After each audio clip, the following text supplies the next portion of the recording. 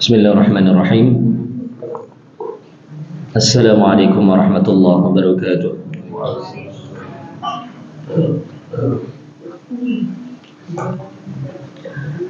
Alhamdulillah. Alhamdulillahi ala ihsani. Wa syukru lahu ala taufiqi wa amtinani. Wa asyhadu an la ilaha illallah wahdahu la syarika lah ta'ziman li sya'ni. Wa asyhadu anna Muhammadan 'abduhu wa rasuluhu ad-da'i ila ridwanih. Sallallahu alaihi wa ala alihi wa ashabihi wa man tabi'ahum bi ihsanih.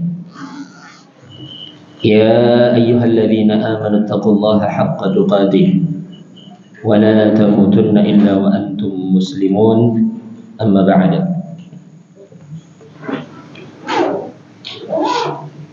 Ma'asyiral muslimin wal muslimat rahimani wa rahimakumullah. Alhamdulillah, tiada bosan-bosannya marilah kita senantiasa meningkatkan rasa syukur kita kepada Allah Subhanahu wa taala atas limpahan nikmat yang telah Allah Subhanahu wa taala berikan kepada kita, sehingga kita masih diberikan kesempatan untuk melaksanakan kewajiban kita sebagai seorang muslim, salat subuh secara berjamaah, dan juga hadirnya kita di salah satu majelis dari majelis-majelis ilmu. Mudah-mudahan amalan kita ini diterima di sisi Allah Subhanahu wa taala dan menjadikan sebab dihapuskannya kesalahan-kesalahan kita, diampuninya dosa-dosa kita. Allah Subhanahu wa taala menjanjikan bahwasanya kebaikan yang kita lakukan itu akan bisa menghapuskan kesalahan-kesalahan sebelumnya. Sebagaimana Allah Subhanahu wa taala berfirman, "Innal hasanat yudhhibnas sayyi'at." Sesungguhnya kebaikan-kebaikan itu akan bisa menghapuskan, akan bisa menghilangkan kejelekan-kejelekan. Demikian pula baginda Nabi kita Muhammad sallallahu alaihi wasallam juga bersabda, "Ittaqillaha haitsuma kunta wa atbi'is sayyi'ata alhasanata tamhuha wa khaliqin nasa bi khuluqin hasanin." Bertakwalah engkau kepada Allah dimanapun engkau berada, dan iringilah kejelekan-kejelekan yang terlanjur kalian lakukan dengan kebaikan-kebaikan, dengan istighfar, dengan bertaubat, dengan amalan saleh. Tamhuha, niscaya kebaikan ini akan bisa menghapuskan kejelekan sebelumnya. Wa khaliqin nasa bi khuluqin hasanin, dan bergaullah bersama manusia dengan akhlak yang bagus. Ma'asyiral muslimin wal muslimat rahimani wa rahimakumullah. Salah satu kebaikan yang bisa kita lakukan adalah kebaikan berupa hadirnya kita di salah satu majelis dari majelis-majelis ilmu.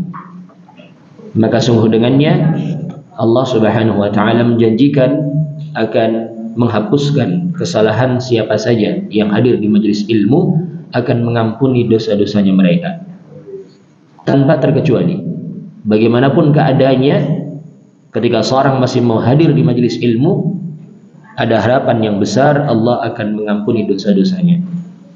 Sebagaimana Allah Subhanahu wa taala berfirman dalam hadis qudsi, Allah berfirman di hadapan para malaikat, meminta para malaikat menjadi saksi atas ampunan yang pastinya Allah akan berikan kepada siapa saja yang hadir di majelis ilmu. Di mana Allah Subhanahu wa taala berfirman, fa ushhidukum anni qad ghafartu lahum. Dan bersaksikanlah oleh kalian wahai para malaikat bahwasanya aku sungguh telah mengampuni mereka. Yani siapa saja yang hadir di majelis ilmu. Ketika Allah menyampaikan pernyataan ini di hadapan para malaikat, ada salah seorang malaikat yang menimpalinya dengan mengatakan, fihim fulan laisa minhum. Di antara mereka itu ada si fulan yang dia bukan termasuk mereka. Betul dia hadir di majelis ilmu, tapi dia bukan seorang penuntut ilmu. Untuk apa dia datang? Para malaikat mengatakan innama jaa'a bihajatin, tidak lain dia ini datang hanyalah untuk suatu hajat, hanyalah untuk suatu keperluan, bukan untuk ilmu, tapi untuk keperluan lain, untuk keperluan lain. Maksudnya malaikat bertanya apakah mereka juga berhak mendapatkan ampunan sebagaimana mereka orang-orang yang hadir memang niatan untuk ilmu. Allah Subhanahu wa taala berfirman, humul julasa la yashqa bihim jalisuhum. Mereka itu adalah teman-teman duduk yang tidak pernah akan menyengsarakan temannya yang lain. Kalau yang duduk niatan untuk ilmu, dia berhak mendapatkan ampunan temannya, orang yang duduk di situ, meskipun mungkin awalnya bukan untuk ilmu, tapi dia ikut duduk di situ, ikut hadir di majelis ilmu, maka dia juga punya harapan yang besar akan mendapatkan ampunan dari Allah Subhanahu wa taala. Ini sebagai muqaddimah sebelum kita melanjutkan kembali kajian kita dari membaca kitab Ad-Da' wad Dawa karya Al-Imam Ibnul Qayyim Al-Jauziyah rahimahullah ta'ala. Cuman yang kita baca sekarang, kita baca mukhtasarnya saja. Adapun mukhtasar Ad-Da' wad Dawa ini ditulis oleh Dr. Ahmad Ibn Uthman Ibn Ahmad Al-Mazid. Kita masuk di pembahasan faslun al-farqu baina husnil dhann wal ghurur. Pembahasan kita adalah terkait dengan perbedaan di antara husnul dhann dan al-ghurur. Husnul dhann itu adalah berbaik sangka, al-ghurur itu adalah ketertipuan. Seorang tertipu dengan keadaannya. Wa katsirun minal juhal i'tamadu ala rahmatillahi wa 'afwihi wa karamihi wa dayya'u amrahu wa nahyahu. Dan banyak di antara orang-orang yang bodoh, mereka bersandar dengan rahmatnya Allah, dengan ampunannya Allah, dengan kemuliaannya Allah. Kemudian mereka menyia-nyiakan perintahnya dan juga larangannya. Ketika diperintahkan untuk melakukan amalan saleh, untuk kebaikan-kebaikan, untuk salat, untuk puasa dan yang semisal dengannya, mereka enggak peduli. Mereka enggak mau melaksanakan. Dia menganggap enggak apa-apalah saya meninggalkan salat. Allah kan Maha Pengampun. Allah Maha tahu keadaan diriku. Ini orang yang tertipu ini. Sebagian mereka juga dilarang untuk melakukan perbuatan tertentu, tapi mereka tetap melakukannya. Enggak apa-apalah, sekarang saya berbuat dosa dulu, nanti gampang beristighfar taubat. Allah kan Maha Pengampun. Ini orang yang bodoh, orang yang tertipu. Wa nasu annahu syadidul iqab. Mereka lupa bahwasanya Allah juga Maha keras siksaannya. Wa annahu la yuraddu ba'suhu 'anil qaumil mujrimin. Dan bahwasanya murkanya Allah terhadap kaum yang banyak melakukan perbuatan dosa itu tidak bisa ditolak. Mereka lupa dengan hal ini. Mereka bersandar dengan rahmatnya Allah, dengan Maha Pengampunnya Allah, dengan kemuliaannya Allah, tapi mereka menyia-nyiakan perintahnya dan juga larangannya. Mereka lupa bahwasanya Allah itu juga Maha keras siksaannya. Kemurkaan Allah atas kaum yang mujrim, orang-orang yang banyak berdosa, tidak bisa ditolak. Wa man i'tamada 'ala al-'afwi ma'al israr fahuwa kal mu'anid. Dan barang siapa yang bersandar dengan pengampunannya Allah bersamaan dengan dia terus-menerus berada di atas perbuatan dosa, maka dia seperti orang yang menentang perintahnya Allah. Menentang, bagaimana tidak? Dia tahu Allah melarang perbuatan tertentu, bahkan dia melakukan. Dia tahu Allah memerintahkan amalan tertentu, bahkan dia meninggalkan. Tapi dia bersandar, enggak apa-apalah, Allah akan tahu keadaanku. Allah Maha Pengampun, Allah Maha Penyayang. Ini namanya orang yang menentang. Sehingga jangan tertipu dengan rahmatnya Allah, dengan Maha Pengampunnya Allah, dengan kemuliaannya Allah, kemudian dia menyia-nyiakan perintah dan larangannya. Ingat, memang benar Allah Maha Pengampun, Allah Maha Penyayang, Allah Maha Pemaaf. Tapi ingat juga, Allah Maha keras siksaannya. Tidak ada seorang yang berani menjamin ketika dia habis berbuat dosa masih ada kesempatan untuk bertaubat. Tidak ada yang menjamin. Karena sungguh kita nggak tahu ajal kita kapan datang menjemput. Bisa jadi seorang yang sedang melakukan perbuatan dosa, belum sempat dia beristighfar, belum sempat dia bertaubat, ajal sudah menjemput, naudzubillah, mati dalam keadaan berbuat dosa. Sehingga kita takut dengan yang seperti ini. Kita lanjutkan. Wa qala Ma'ruf, raja'uka li rahmati man la tuti'uhu minal khudlan wal hamaqi. Al-Imam Ma'ruf berkata, harapanmu dengan rahmat zat yang kamu tidak mentaatinya, ya, harapanmu terhadap zat, harapanmu dengan rahmat terhadap zat yang tidak kamu taati, ini bentuk khudlan wal hamaq, merupakan bentuk menyia-nyiakan zat yang tidak kamu taati itu, dan juga ini merupakan bentuk kedunguan. Bukan cuma bodoh, bukan cuma jahil saja, tapi sudah dikatakan hamaq. Ini merupakan bentuk kedunguan. Bagaimana mungkin seorang berharap rahmat dari zat yang mana dia tidak mentaati perintahnya, dia tidak meninggalkan larangannya? Maka dia kan berarti telah menterlantarkan, menyia-nyiakan perintahnya Allah dan larangannya, dan ini termasuk bentuk kedunguan.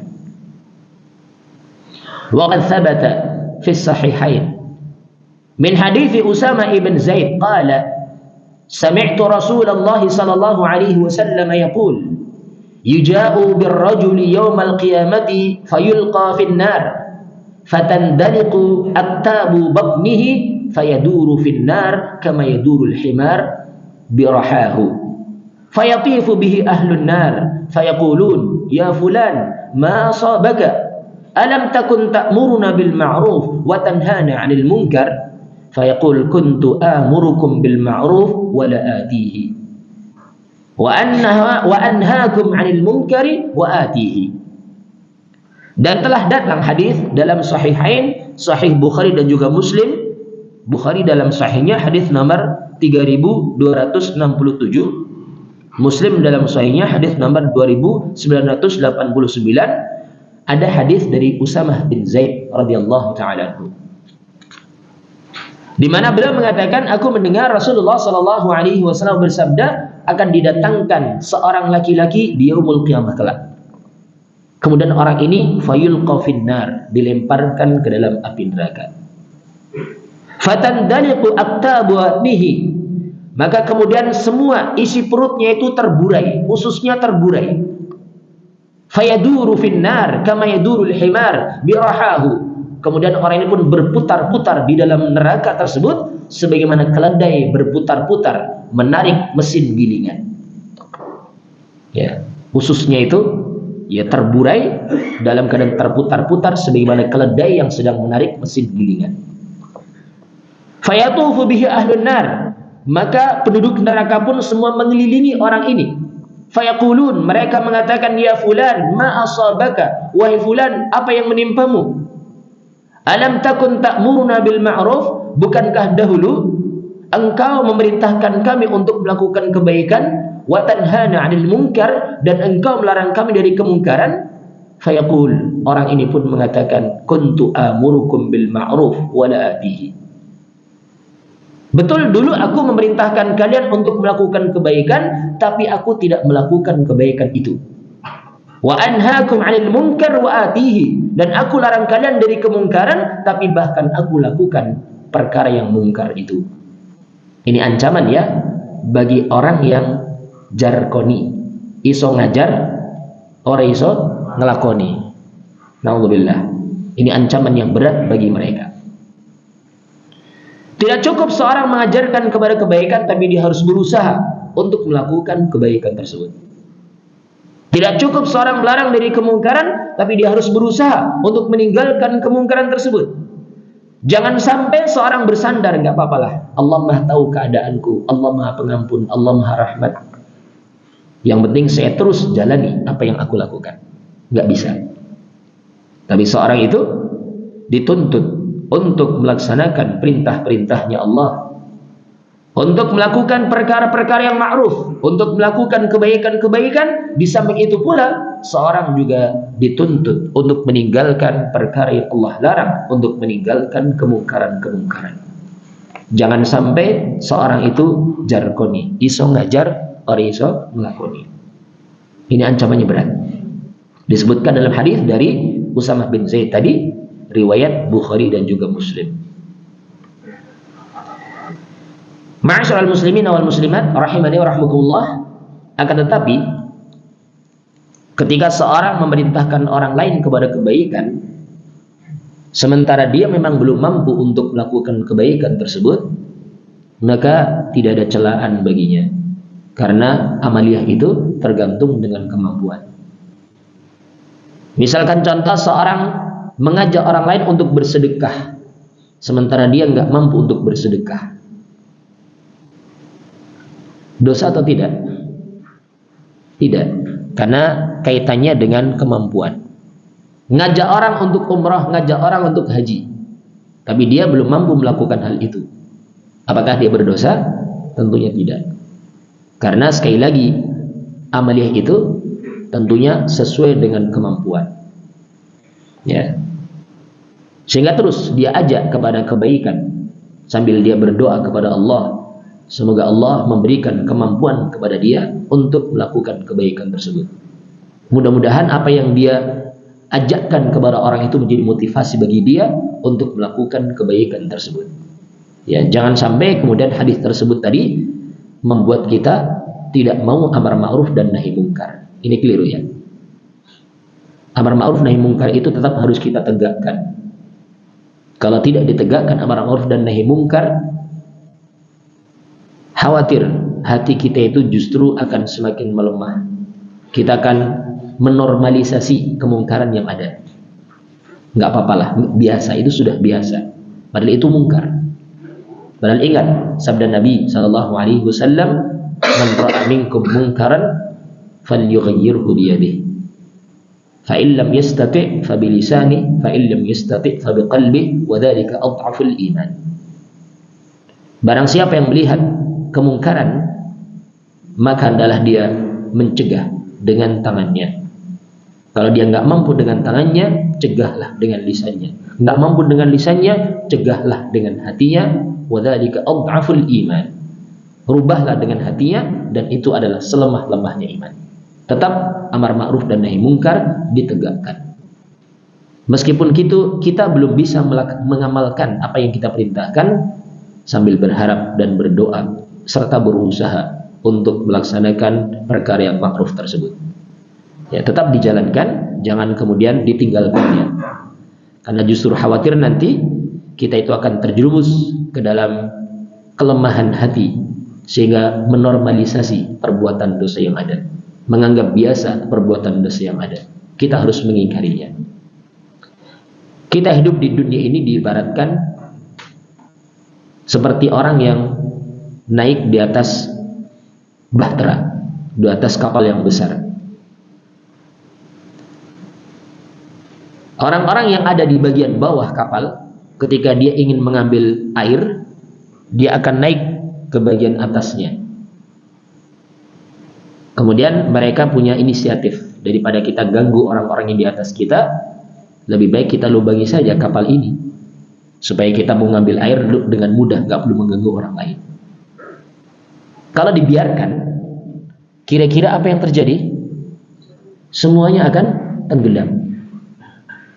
Demikian pula ketika kita biarkan orang-orang yang berbuat kemungkaran, yang penting mereka tidak mengganggu kita, sudah biarkan saja. Azab Allah datang, baik itu azab berupa gempa bumi, berupa banjir, berupa yang lainnya, kita juga akan kena. Bukan cuma mereka yang berbuat dosa saja yang akan terkena azab itu, tapi kita orang yang membiarkan kemungkaran itu terjadi juga akan terkena imbas dari azab Allah tersebut terhadap mereka orang-orang yang melakukan kemungkaran. Sehingga terus ditegakkan amar ma'ruf nahi mungkar, yang meskipun kita mungkin belum bisa, tapi tetap berusaha dan berdoa kepada Allah, semoga Allah Subhanahu wa taala memberikan kemampuan kita untuk melakukan perkara yang ma'ruf dan meninggalkan yang munkar. Adapun hadis yang kita sampaikan tadi terkait dengan ancaman orang yang jarkoni tadi, adalah orang yang dia mampu untuk melakukan perkara yang ma'ruf, diajarkan kepada orang untuk melakukan perkara yang ma'ruf, tapi dia tidak melakukan hal itu. Demikian pula dia mampu untuk meninggalkan kemungkaran-kemungkaran, mampu dia tinggalkan kemungkaran-kemungkaran. Dia pun mengajak orang untuk meninggalkan kemungkaran-kemungkaran, tapi dia bahkan melakukan kemungkaran itu. Ini yang diancam di akhirat kelak dengan ancaman yang disebutkan dalam hadis yang kita bacakan tadi dari hadis Usamah bin Zaid riwayat Bukhari dan juga Muslim. Wa fil Musnad min hadits Ibnu Mas'ud anna Rasulullah sallallahu alaihi wasallam qala iyyakum wa muhaqqaratidz dhunub fa innahunna yajtami'na 'ala ar-rajuli hatta yuhliknahu.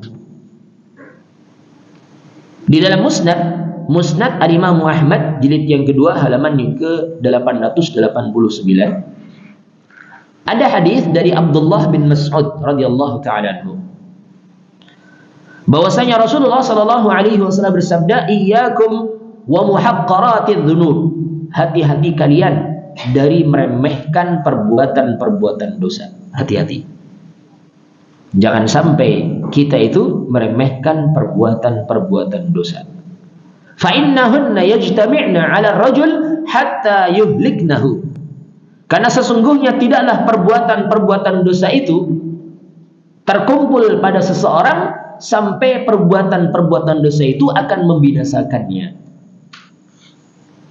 Wa daraba lahunna Rasulullah sallallahu alaihi wasallam mathalan kamathali qaumin nazalu arda thalathin fahadara sani'ul qaum faja'ala ar-rajulu yantaliqu fayaji'u bil aduwi war-rajulu yaji'u bil fayantaliqu fayaji'u bil 'udi والرجل يجوء بالعود حتى جمعوا سوادا وأججوا نارا وأنضجوا ما قذفوا فيها. Rasulullah sallallahu alaihi wasallam bersabda, hati-hati kalian dari meremehkan perbuatan-perbuatan dosa. Karena sesungguhnya tidaklah perbuatan dosa itu terkumpul dalam diri seseorang kecuali perbuatan itu akan membinasakannya. Sampai perbuatan dosa itu akan membinasakan orang tersebut. Kemudian Rasulullah sallallahu alaihi wasallam membuat perumpamaan sebagaimana suatu kaum yang singgah di padang pasir yang luas. Kemudian para pekerja pun datang. Setiap orang di antara mereka datang dengan membawa satu batang kayu. Orang lain pun seperti itu, datang dengan membawa satu batang kayu, hingga mereka dapat mengumpulkan setumpuk kayu yang banyak. Kemudian mereka menyalakan api supaya dapat mematangkan semua yang mereka lemparkan ke dalamnya. Apa yang terjadi ketika itu? Orang yang di sekitarnya juga akan ikut terbakar. Di padang pasir tidak ada tempat untuk berteduh. Semakin besar api, orang di sekitarnya akan semakin merasakan kepanasan. Demikian pula ibaratnya, semakin banyak seorang melakukan perbuatan dosa, semakin panas. Semakin ingin melakukan perbuatan dosa yang lainnya, akhirnya pun binasa. Na'udzubillah, masuk ke dalam api neraka. Ini ibarat perbuatan dosa. Sehingga sekali lagi, jangan menormalisasi perbuatan dosa. Jangan pernah meremehkan perbuatan-perbuatan dosa, karena perbuatan dosa itu terkumpul dalam seseorang sampai dosa itu akan membinasakan orang tersebut. Sehingga segera padamkan api dosa tersebut. Dengan apa? Dengan istighfar, dengan taubat, dengan melakukan amalan saleh, dengan bersedekah ataukah yang semisal dengannya. Rasul menyatakan was-sadaqatu tudfi'ul khati'ata kama yudfi'ul ma'un nar. Sedekah itu akan bisa menghapuskan kesalahan-kesalahan sebagaimana ibaratnya air itu akan bisa memadamkan api. Perhatikan di hadis ini Rasul mengibaratkan sedekah diibaratkan dengan air, adapun dosa diibaratkan dengan apa? Api. Air itu sifatnya dingin, adapun api sifatnya panas dan membakar. Sekali orang berbuat dosa, dia akan merasakan panas, ingin melakukan perbuatan dosa yang lainnya, dan terus seperti itu. Sampai perbuatan dosa itu akan membinasakannya, akan membakarnya kalau nggak segera dipadamkan dengan amalan saleh, dengan istighfar, dengan taubat, dan juga salah satunya tadi adalah dengan bersedekah. Sehingga jangan menormalisasi perbuatan dosa. Jangan meremehkan perbuatan dosa. Wa fi sahih al-Bukhari min hadits Abi Hurairah radhiyallahu ta'ala anhu 'an Nabi sallallahu alaihi wasallam. Dan di dalam sahih Bukhari hadis nomor 2449 ada juga hadis dari Abu Hurairah radhiyallahu ta'ala anhu dari Nabi sallallahu alaihi wasallam. Man kana 'indahu li akhihi madlamatun fi malin aw 'irdin falyatihi falyastahillaha minhu qabla an yu'khadha wa laysa 'indahu dinarun wala dirhamun fa in kanat lahu hasanat ukhidha min hasanatihi fa u'tiyaha hadha wa illa ukhidha min sayyiati hadha fatirihat alaihi thumma turiha finnar. Rasulullah sallallahu alaihi wasallam bersabda, barang siapa yang merasa ada kezaliman terhadap saudaranya, merasa dia memiliki kezaliman, maksudnya dia pernah berbuat zalim kepada saudaranya, baik itu kezaliman berupa harta, kezaliman berupa kehormatan ataukah yang semisal dengannya, falyatihi, hendaklah dia datang sekarang, dia datangi soal itu sekarang, datangi untuk falyastahillaha minhu, meminta penghalalan dari saudaranya itu, qabla ayyukhadha, sebelum nanti diambil kebaikan-kebaikannya, sebelum nanti ditimpakan kepadanya azab, walaysa indahu dinarun wala dirham, sementara di akhirat kelak sudah tidak ada lagi dinar, tidak lagi dirham, yang ada hanyalah amalan saleh. Ya. Yang ada hanyalah amalan saleh. Kemudian selanjutnya Rasul menyatakan fa in kanat lahu hasanat ukhidha min hasanatihi fa u'tiyaha hadha. Kalau dia punya kebaikan, kebaikan tersebut akan diambil dan diberikan kepada orang yang pernah dizalimi tersebut. Wa illa, kalau dia tidak punya kebaikan, ukhidha min sayyiati hadha faturihat alaihi thumma turiha finnar.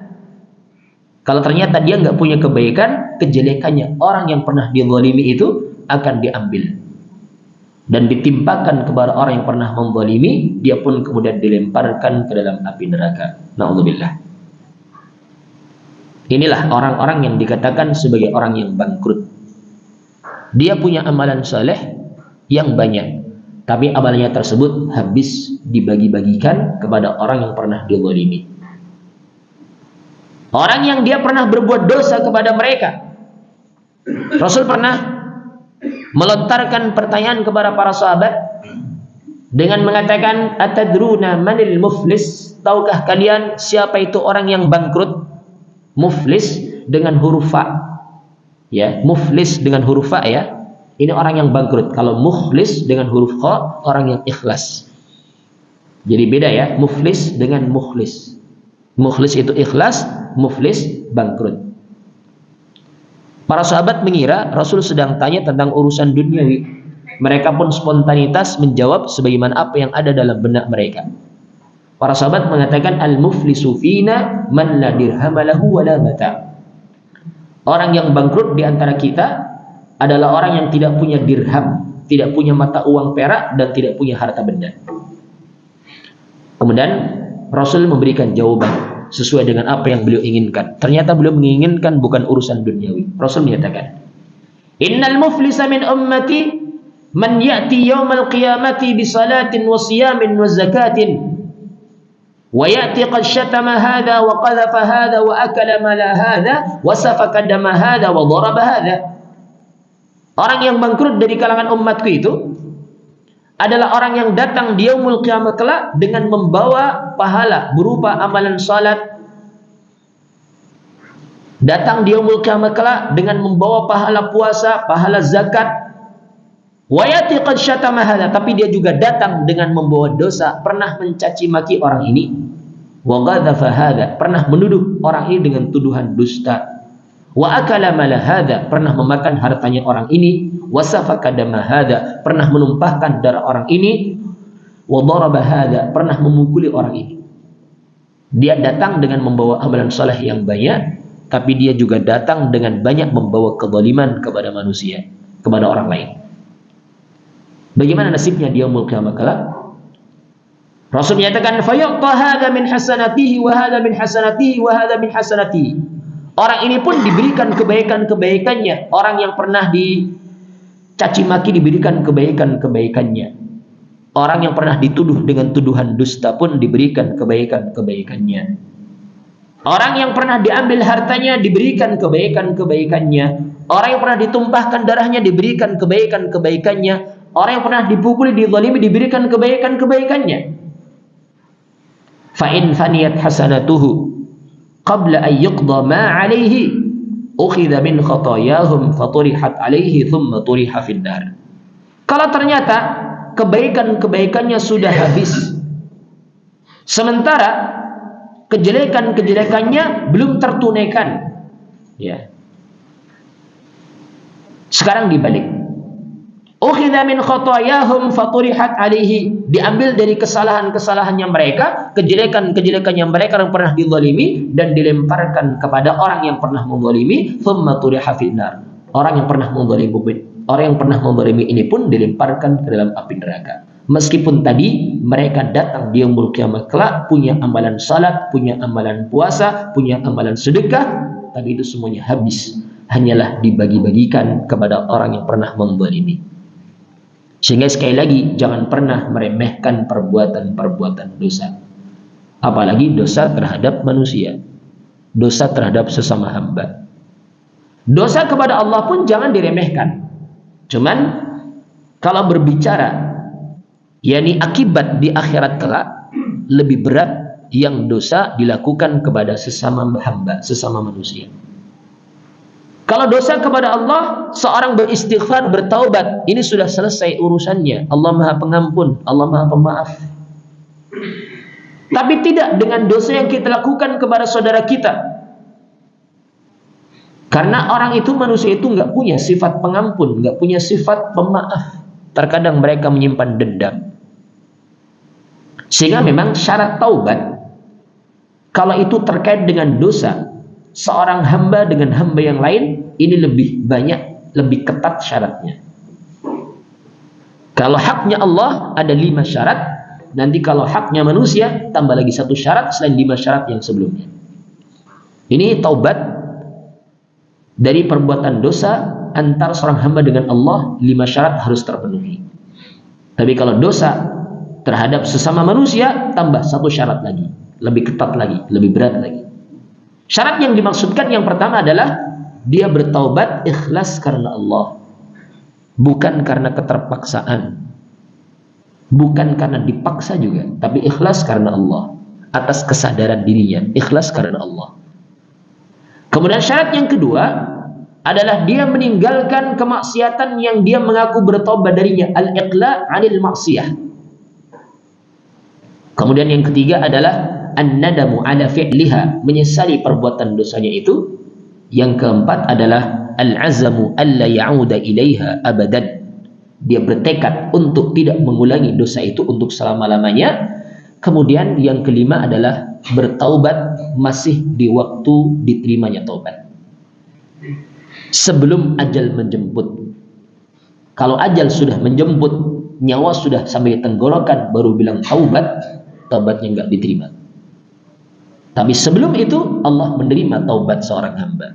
Innallaha yaqbalu taubatal 'abdi ma lam yugharghir. Sesungguhnya Allah akan menerima taubat seorang hamba selama nyawanya belum sampai di ghargharah, belum sampai di tenggorokan. Allah terima. Tapi kalau nyawa sudah sampai tenggorokan, sedang sakaratul maut, baru bilang taubat. Sebagaimana Fir'aun taubat ketika sudah tenggelam, sudah hampir mati baru taubat. Tidak diterima taubatnya. Sehingga selama kita masih diberikan oleh Allah nafas, selama kita masih diberikan oleh Allah umur, selama Allah masih berikan kepada kita kehidupan, segera taubat dari perbuatan dosa yang pernah kita lakukan sebelum nanti terlambat. Ini 5 syarat ya. Kemudian kalau dosa terkait dengan hak sesama manusia, ada tambah 1 syarat lagi, yakni mengembalikan hak-hak saudaranya. Kalau terkait dengan hutang piutang, harus ditunaikan hutang piutang itu. Ini nggak bisa dimaafkan kalau memang orang yang dihutangi itu belum mengikhlaskan.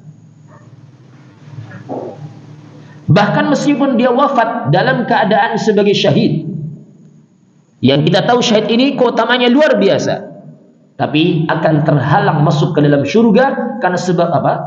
Hutang piutang. Ini berat ya, berat. Sehingga hendaklah seorang itu jangan menormalisasi perbuatan dosa. Jangan meremehkan perbuatan dosa, baik itu dosa terhadap Allah maupun dosa terhadap sesama manusia. Kita lanjutkan. وَرُبَّمَا اتَّكَلَ بَعْضُ الْمُغْتَرِّينَ عَلَى مَا يَرَى مِنْ نِعَمِ اللَّهِ عَلَيْهِ فِي الدُّنْيَا وَأَنَّهُ لَا يُغَيِّرُ مَا بِهِ وَيَظُنُّ أَنَّ ذَلِكَ مِنْ مَحَبَّةِ اللَّهِ لَهُ وَأَنَّهُ يُعْطِيهِ فِي الْآخِرَةِ أَفْضَلَ مِنْ ذَلِكَ وَهَذَا مِنَ الْغُرُورِ. Dan terkadang sebagian orang-orang yang tertipu itu bersandar dengan apa yang dia lihat berupa nikmat-nikmat Allah yang diberikan kepadanya di dunia. Dia menganggap nikmat ini tidak akan berubah. Dia mengira bahwasanya nikmat itu adalah merupakan bukti cintanya Allah kepadanya, dan Allah akan memberikan nikmat yang semisal di akhirat kelak, bahkan yang lebih afdal daripada nikmat yang telah Allah berikan kepada dia di dunia. Wa hadza minal ghurur. Ini termasuk di antara bentuk ketertipuan. Nikmat duniawi ini sama sekali bukan menunjukkan Allah cinta kepada seorang hamba ketika Allah memberikan kepada hamba itu. Karena ternyata orang-orang kafir, mereka ternyata lebih memiliki dunia banyak, lebih banyak memiliki dunia daripada orang-orang muslim. Kalau kita mungkin lihat ada daftar orang terkaya di dunia, misalkan ya, yang paling banyaknya orang muslim atau non-muslim? Non-muslim ya. Apakah kita katakan Allah cinta dengan mereka, Allah melebihkan hartanya? Kan tidak. Meskipun ada juga yang muslim. Karena ada yang muslim ya, orang-orang terkaya juga ada orang-orang yang muslim. Tapi bukan yang paling kayanya, bukan yang paling banyak hartanya, bukan. Sehingga dari sini kita tahu bahwasanya nikmat duniawi ketika Allah berikan kepada seseorang sama sekali bukan menunjukkan Allah cinta dengan seorang itu. Nikmat duniawi semisal harta, semisal kesehatan, semisal kehidupan, semisal rizki, ini Allah berikan kepada semua hambanya tanpa terkecuali. Inilah makna dari Ar-Rahman. Ar-Rahman adalah dzur rahmatil wasi'ah. Allah adalah zat yang memiliki rahmat yang luas, mencakup seluruh makhluknya tanpa terkecuali. Baik muslimnya maupun kafirnya, semuanya dapat nikmat tersebut. Sehingga ini bukan merupakan tanda Allah cinta dengannya. Sehingga ketika seorang menganggap Allah cinta dengan saya, sehingga Allah pun melebihkan harta saya, ini orang yang tertipu. Ya, orang yang tertipu. Sehingga jangan sampai seorang itu tertipu dengan keadaan dirinya. Dia ini bukan bentuk husnudzan terhadap Allah, bukan, tapi dia tertipu dengan nikmat yang telah Allah berikan kepadanya. Wa qala ba'du salaf, sebagian salaf mengatakan, idza ra'aita Allah yutabi'u ni'amahu 'alaika wa anta muqimun 'ala ma'asihi fahdharhu fa innama huwa istidrajun yastadrijuka bihi. Sebagian salaf mengatakan, jika engkau melihat Allah telah memberikan kepadamu nikmat-nikmatnya, sementara kamu tetap berada di atas kemaksiatannya, hati-hati. Ini bisa jadi adalah merupakan istidraj dari Allah, yang Allah biarkan kamu terus bergelimpang dengan nikmatnya, selanjutnya Allah pun akan mengadabmu dengan adab yang berat. Ini istidraj namanya. Wa qala ba'du salaf, sebagian salaf ada yang mengatakan, rubba mustadrajin bina'imillahi 'alaihi wa huwa la ya'lam wa rubba maghrurin bi satrillahi 'alaihi wa huwa la ya'lam wa rubba maftunin bi thana'in nas 'alaihi wa huwa la ya'lam. Sebagian salaf ada yang mengatakan, betapa banyak orang-orang yang istidraj dengan nikmat-nikmat Allah kepadanya sementara dia tidak mengetahuinya. Betapa banyak orang-orang yang tertipu ketika Allah menutupi dosa-dosanya, menutupi aib-aibnya, sementara dia pun tidak tahu kalau Allah yang menutupinya. Dia menganggap ini suatu hal yang biasa. Betapa banyak orang-orang yang terfitnah dengan pujian manusia, sementara dia tidak mengetahui kalau dia itu sedang terfitnah. Padahal pujian itu adalah merupakan fitnah yang berat bagi seseorang, sehingga dengan dipuji akan timbullah rasa ujub, rasa bangga diri, sehingga akan menggugurkan amalan tersebut. Ini orang yang maftun, orang-orang yang tertipu, orang-orang yang terfitnah dengan pujian manusia. Dengan dipuji, bahkan dia akan semakin bangga diri. Ini loh saya. Dengan bangga diri akan timbullah rasa sombong, rasa angkuh. Dengan sebab apa? Pujian dari manusia. Sehingga hati-hati dengan sifat, dengan istidraj, hati-hati dengan al-maghrur, hati-hati dengan al-maftun. Jangan sampai kita tertipu dengan nikmat-nikmat yang telah Allah berikan kepada kita, menganggap Allah cinta kepada kita padahal kita di atas kemaksiatan kepadanya. Ini bentuk ketertipuan. Terus kita berusaha untuk melakukan kebaikan-kebaikan dan ikhlas di dalamnya. Mudah-mudahan Allah Subhanahu wa taala akan senantiasa memberikan kepada kita kebaikannya pula di akhirat kelak. Ini barangkali saya sudah sampaikan satu pembahasan perbedaan antara husnudzan dengan al-ghurur. Nanti akan kita jelaskan lebih jauh lagi. Husnudzan itu adalah baik sangka ketika membuat seorang semakin baik. Tapi kalau al-ghurur itu adalah baik sangka tapi membuat orang itu tetap berada di atas kejelekan. Ya, sehingga ini jangan sampai tertipu ini. Jangan sampai seorang tidak mengetahui perbedaan antara husnudzan dengan al-ghurur. Nanti saya akan membahas lebih lanjut terkait dengan a'dhamun nasi ghururan, orang yang paling besar ketertipuannya. Nah, insyaallah nanti akan kita lanjutkan di pertemuan yang akan datang. Wallahu taala a'la wa a'lam. Subhanakallahumma wa bihamdika asyhadu an la ilaha illa anta astaghfiruka wa atubu ilaik. Wassalamualaikum warahmatullahi wabarakatuh.